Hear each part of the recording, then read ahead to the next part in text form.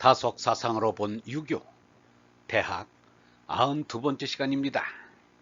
오늘은 의형의제, 의형의제라는 제목으로 말씀드리겠습니다. 의형의제란 정의 깊고 우애 넘치는 형제를 말합니다. 대학에 인용되어 있지만 시경, 소화, 육소, 긴소편에 나옵니다. 형제란 한 뿌리에서 돋아난 갈라진 동근각지가 형제입니다. 그래서 동기간이라고 합니다. 뿌리로부터 한 기운의 생명을 받았다는 뜻입니다. 그런데 사람인 나의 뿌리가 그렇게 간단하지 않습니다. 어버이라는 얕은 뿌리에서 하느님이라는 깊은 뿌리가 있습니다.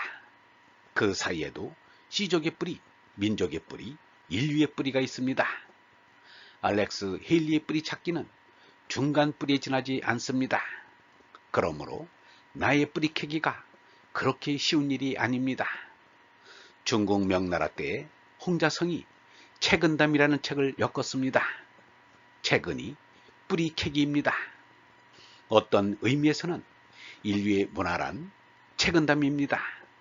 형이상의 깊은 뿌리를 캐느냐, 형의 얕은 뿌리를 캐느냐가 다를 뿐입니다. 정신적으로 성숙한 사람일수록 형이상의 크고 깊은 밑동뿌리를 캡니다. 가지가 뿌리를 잊으면 그 가지는 멸망할 수밖에 없습니다. 삼국시대까지만 해도 민족의 뿌리인 단군을 찾았습니다.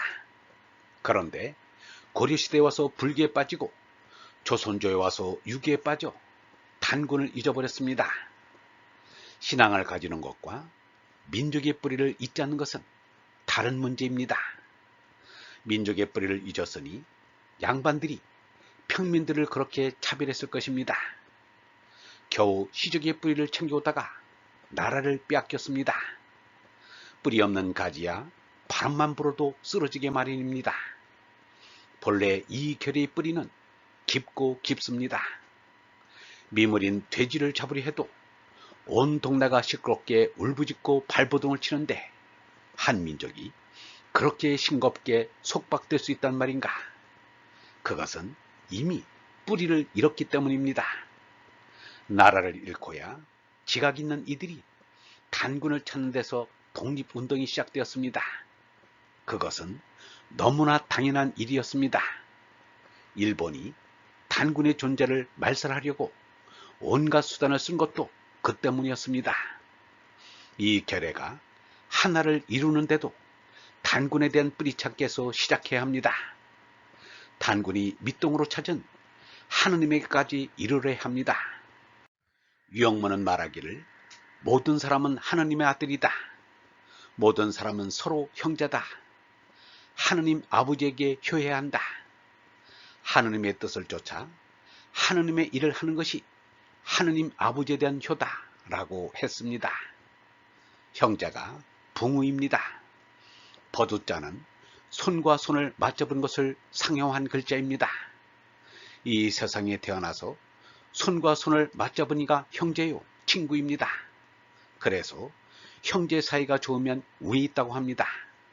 친구는 형제처럼, 형제는 친구처럼 지내야 합니다. 자로가 선비에 대해 물었습니다. 공자가 대답하기를 벗길이 그리워하며 이끌어준다. 형제는 같이 기뻐하고 즐거워한다. 그러면 선비라 할 만하다 라고 했습니다. 공자도 붕어와 형제를 함께 다루고 있습니다. 이 결례가 이 인류가 하느님을 아버지로 받들면서 한 형제가 되어 의형의제로 지낸다면 하루를 살아도 행복을 느끼지 않을 수 없습니다. 아무것도 아닌 조그만 일로 서로 살생하는 일이 벌어지면 인생으로 태어난 것이 원망스러워집니다. 이 세상에는 아버지인 하느님을 잊고 형제인 인류를 저버리는 가엾은 이들이 있습니다. 이들을 어떻게 대해야 하는가는 매우 중요합니다. 공자는 말하기를 바른 말로 타이르고 잘 이끌어서도 안 되면 그만두어 스스로를 욕되게 함이 없어야 한다 라고 했습니다. 예수는 말하기를 어떤 형제가 너에게 잘못한 일이 있거든 단둘이 만나서 그의 잘못을 타일러라.